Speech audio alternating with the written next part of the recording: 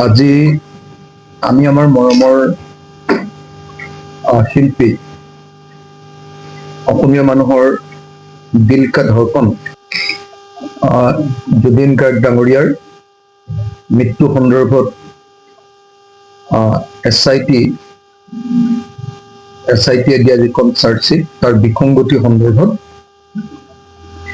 এই সংবাদমেল আয়োজন কৰিছো। আমি যিখিনি খবৰ পাইছো আৰু যিবিলাক বস্তু আমি পঢ়িবলৈ পাইছো তাৰ ভিত্তিত মই আপোনালোকৰ সন্মুখত এই চাৰ্জশ্বিটখনৰ যি বিসংগতি দুৰ্বলতা সেই দুৰ্বলতা আৰু বিসংগতি সম্পৰ্কে আপোনালোকৰ সন্মুখত কথাখিনি আগবঢ়াব খুজিছো। প্ৰথম কথা যে আমি যিকেইটা বস্তু মানে সন্দেহ প্ৰকাশ কৰি আছিলো যে এতিয়ালৈকে আইঅ'এ আপোনাৰ হেৰি কৰিবলৈ যোৱা নাই, আপোনাৰ আইঅ'এ এতিয়ালৈকে মানে তদন্ত কৰিবলৈ যোৱা নাই। সঁচাকে এই চাৰ্জশ্বিটত প্ৰতিফলিত হৈছে যে জুবিনদাৰ মৃত্যুৰ কাৰণে ছিংগাপুৰলৈ দুজনীয়া মানুহৰ এটা টীম গৈছিলে। এজন এছ.আই.টিৰ হেড মুন্না প্ৰসাদ গুপ্তা আৰু আনজন হ'ল তৰুণ গোৱেল IPS CDSP তিতাবৰ। দুজন গৈছিলে আৰু দুজন গৈ মই কৈছিলো যে এতিয়ালৈকে মৃত্যু সম্পৰ্কীয় কোনো তথ্য সংগ্ৰহ কৰিব পৰা নাই। এতিয়া দেখা গ'ল যে মৃত্যু সম্পৰ্কীয় অকল দুটা বস্তু তাত তথ্য সংগ্ৰহ কৰা দেখুওৱা হৈছে।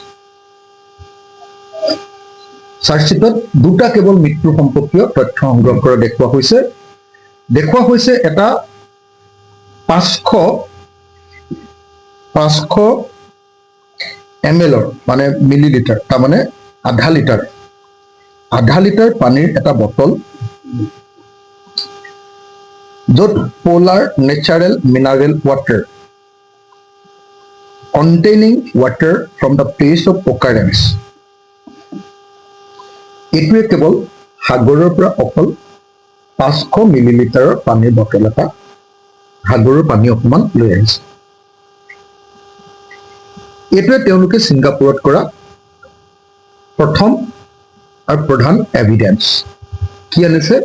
সাগৰৰ আধা লিটাৰ পানী। দ্বিতীয় যিটো বস্তু তেওঁলোকে আনিছে সেইটো হ'ল যি ঠাইত আমাৰ জুবিনদা মৃত্যু হৈছিলে সেই ঠাইত তেখেতসকলে এটা ভিডিঅ' কৰিছে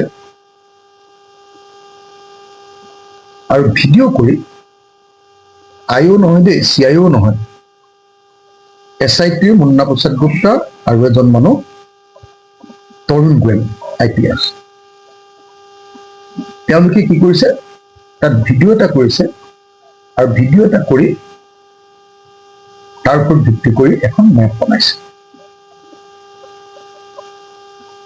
মানে যিটো মই আপোনালোকক কৈ আছিলো যে তাত গৈ হত্যাকাৰীক লগত লৈ গৈ অভিযুক্তক লগত লৈ গৈ গোটেই যে চিনটো ৰিক্ৰিয়েট কৰিব লাগে। আপোনালোকে চাগে চবেই জানে এইটো কথা যে চিনটো ৰিক্ৰিয়েট কৰিব লাগে। সেই কামটো নকৰি কি কৰিছে জানেনে? তাত গৈ এটা ভিডিঅ' ৰেকৰ্ডিং কৰিছে আৰু তাত এখন মেপ এখন বনাইছে।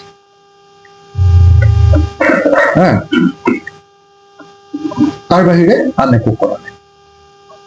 আশ্চৰ্যজনকভাৱে গোটেই চাৰ্জশ্বিটখন যদি আপোনালোকে চায়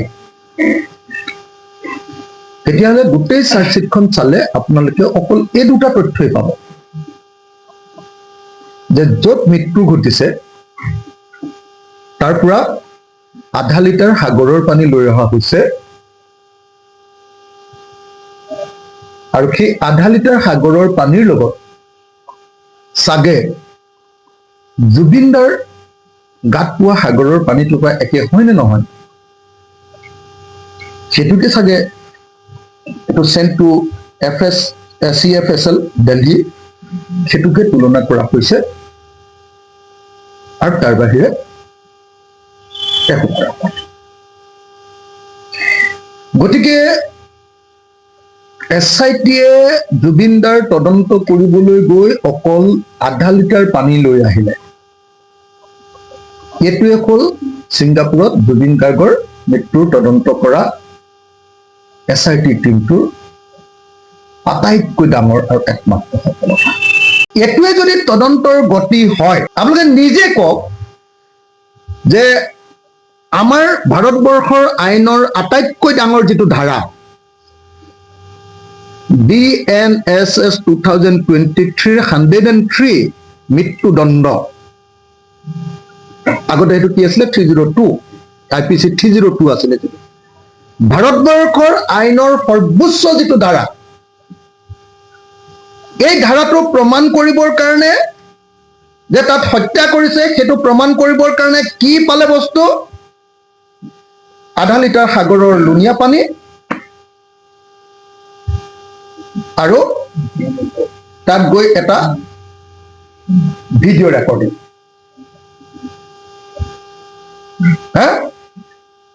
আপোনালোকে সকলোৱে জানে যে এই ধাৰাটো যদি সঁচাকৈ কাৰ্যকৰী কৰিবলৈ হয় এই ধাৰাটো যদি সঁচাকৈ কাৰ্যকৰী কৰিবলৈ হয় অল ৰিজনেবল ডাউট যিমানবিলাক আছে তাৰ ঊৰ্ধত গৈ যিমানবিলাক ডাউট সন্দেহ থাকিব পাৰে তাৰ ঊৰ্ধত গৈ আইনজ্ঞসকলে জাজক প্ৰমাণ কৰি দিব লাগিব যে কোনো সন্দেহ নাই যে এই মানুহটোৱে এই মানুহটোক হত্যা কৰিছে এতিয়া আপোনালোকে নিজে এবাৰ মইতো এই গোটেইখিনি গাই থাকিব পাৰোঁ গাই থকাৰ কোনো প্ৰয়োজন নাই নিজে এবাৰ একচুৱেলি যদিও কৈ আছে যে এখন 12,000 পৃষ্ঠাৰ চাৰ্জশ্বিট আচলতে এইখন চাৰ্জশ্বিট হ'ল 292 পেজৰ পৰা 305লৈকে চাৰ্জশ্বিট কিমান হ'ব এফালে 292 হ'লে 8 পেজ আৰু 5 পেজ কিমান 13 পেজৰ চাৰ্জশ্বিট 13 পেজৰ চাৰ্জশ্বিট বাকীবিলাকতো কি কি বস্তু পাইছোঁ চিজাৰ লিষ্টখিনি দিছে বুজিছে নাই আৰু তাৰ পাছত পিছৰ যিখিনি আছে সেইখিনিতো যদিও কৈ আছে যে মেইন যিটো ৰিপৰ্ট এইটোৰ নাম য'ত মানে গোটেই কথাখিনি লিখা আছে আৰু সেইটো হ'ল আপোনাৰ ফাইনেল ৰিপৰ্ট বুলি কৈছে ফাইনেল ৰিপৰ্ট বুজিছেনে এই ফাইনেল ৰিপৰ্টটো 305 পেজৰ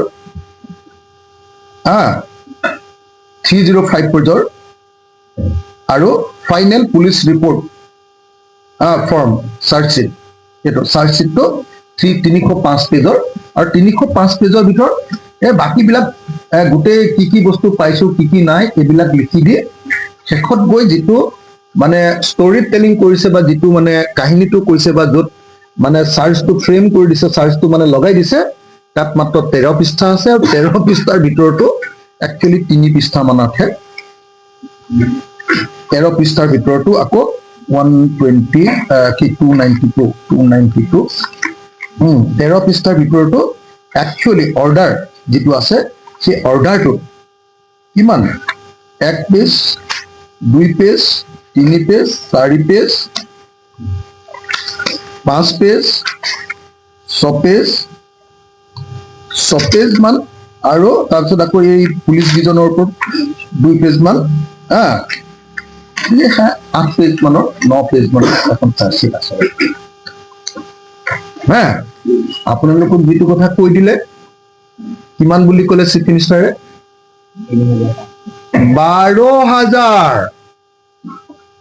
12,000 নাই কোৱা জানো প্ৰায় 12,000 পৃষ্ঠা আয়ো 12,000 পৃষ্ঠা মানে আমাৰ এই ঘৰত এইটোতকৈ ওপৰত গুচি যাব আৰু চাৰ্জশ্বিটখনত আছে 13 পৃষ্ঠা এতিয়া চাৰ্জশ্বিটখনত যেতিয়া আপুনি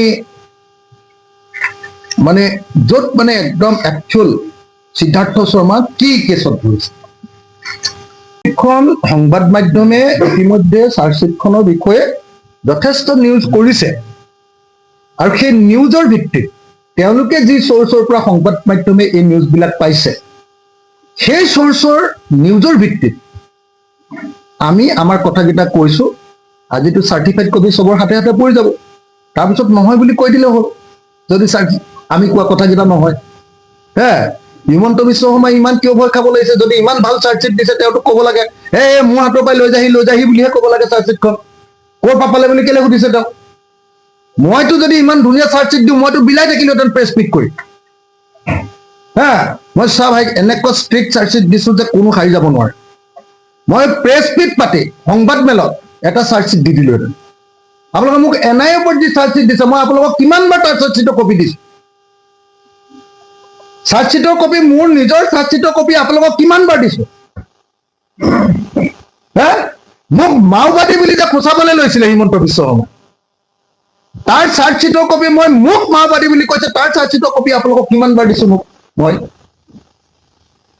এতিয়া হিমন্ত বিশ্ব শৰ্মাই ইমান ধুনীয়া চাৰ্জশ্বিট লিখাইছে যিটো চাৰ্জশ্বিটত বোলে হিমন্ত বিশ্ব শৰ্মাৰ মতে সিদ্ধাৰ্থ শৰ্মা, তাৰপিছত শ্যামকানু মহন্ত আৰু হেৰিয়াৰ ফাঁচি হোৱাটো খাটাং, কি নাম শেখৰ জ্যোতি ফাঁচি হোৱাটো খাটাং।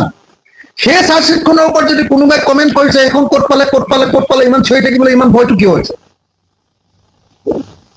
তাতে আপোনালোকে কথাটো ধৰি পালে নে নাই? কথাটো কাহিনীটো তাতে হয় নে নহয় কওক? সেইকাৰণে মই কৈছো হিমন্ত বিশ্ব শৰ্মাই অসমৰ মানুহক টুপি দিবৰ কাৰণে, টুপি নহয় আচলতে জুবিন দাই কৈ গৈছে এনেকুৱা জাপি দিবৰ কাৰণে, পৃথিৱীৰ জাপি দিবৰ কাৰণে এই চাৰ্জশ্বিটখন দিছে। আৰু হিমন্ত বিশ্ব শৰ্মাক এনেই কৈ থৈ যোৱা নাই নহয় পলিটিক্স নকৰিবা বন্ধু। কাৰ নাম লৈছে চাবচোন আপুনি, দুটা মানুহৰ নাম লৈছে, সৰ্বানন্দ সোণোৱাল আৰু হিমন্ত বিশ্ব শৰ্মা। আৰু কি কৈ কৈছে যে বিজেপি এটা বটলা পাৰ্টি, আৰু সেই বটলা পাৰ্টিটোৰ যিজন কামাণ্ডাৰ ইন চিফ মই CEO কি কয় চেয়াৰমেন বুলি কওঁ, আলফাৰ যেনেকে চেয়াৰমেন আছে ঠিক তেনেকে বিজেপিৰ যিটো কোম্পানী এতিয়া, এইটো কোম্পানী এতিয়া RSS বিজেপি নাই নহয়, এতিয়া চব Himanta Biswa Sarma and company private limited, HBS company private limited. সেই HBS কোম্পানী প্ৰাইভেট লিমিটেডৰ চেয়াৰমেনে যে ইমান টেনশ্যন কেলে খাইছে? চাৰ্জশ্বিটখন যোনেই য'ত নেপাক লাগিলে, যদি মিছা কথা তেতিয়াহ'লে ক'বা চাৰ্জশ্বিট তোমালোকৰ পুলিচে লিক কৰি দিয়ে। লিক কৰেতো তোমালোকৰ এনকুৱাৰী অফিচাৰে, সব সাংবাদিকৰ হাতে হাতে চাৰ্জশ্বিট আছে, সব সাংবাদিকৰ হাতে হাতে চাৰ্জশ্বিট আছে। খালি কোৰ্টে ধৰিব বুলিহে কোনেও চাৰ্জশ্বিটখন উলিয়াই দিয়া নাই, সবৰ হাতে হাতে। কালিতো হেৰিয়ে পাতিছে, প্ৰাগত হেৰি পাতিছে, কি কয় আপোনাৰ টক শ্ব' পাতিছে সেইখনৰ ওপৰত, ND24 টক শ্ব' পাতিছে, NK TVৰ ওপৰত কি কয় টক শ্ব' পাতিছে, চবতে টক শ্ব'ই পাতিছে। প্ৰতিদিন টাইমে আজি পৰহিয়ে একদম চাৰ্জশ্বিটৰ মূল কথাকেইটা কৈয়ে দিলে। সাংবাদিকে ক'ৰ পৰা চাৰ্জশ্বিট পায় এইটো পৃথিৱীত সুধিব পাৰে নেকি কোনোবাই? আৰু সাংবাদিকৰ পৰা আমি পাওঁ বুলি কোনোবাই সুধিব পাৰে নেকি? এইটো ইমান ভাল চাৰ্জশ্বিট দিছা, তুমি কপিটো দিয়ে দিব লাগে, মোলেতো তেওঁ হোৱাটছএপত দিয়ে দিব লাগে। মই তেওঁ হোৱাটছএপত দিম এতিয়া, আপুনি চাৰ্টিফাইড কপিখন দিয়ক বুলি। তেওঁলৈ মই পঠিয়ামে এতিয়া। আপুনি ইমান কিয় ভয় খাইছে? ইমান ধুনীয়া চাৰ্জশ্বিট দিছে, আপুনি দি দিয়ক মোকো এটা কপি। এনেকে কম হয় নে কওক? এনেকুৱা কথা ক'ব নাপায়। সিদ্ধাৰ্থ শৰ্মাৰ বিৰুদ্ধে যিকেইটা ছেকশ্যন লগাইছে সেইকেইটা হ'ল BNSS ছেকশ্যন 3 সাবছেকশ্যন 6, ছেকশ্যন 3 সাবছেকশ্যন 7, ছেকশ্যন 3 সাবছেকশ্যন 8। সেইকেইটা হ'ল মানে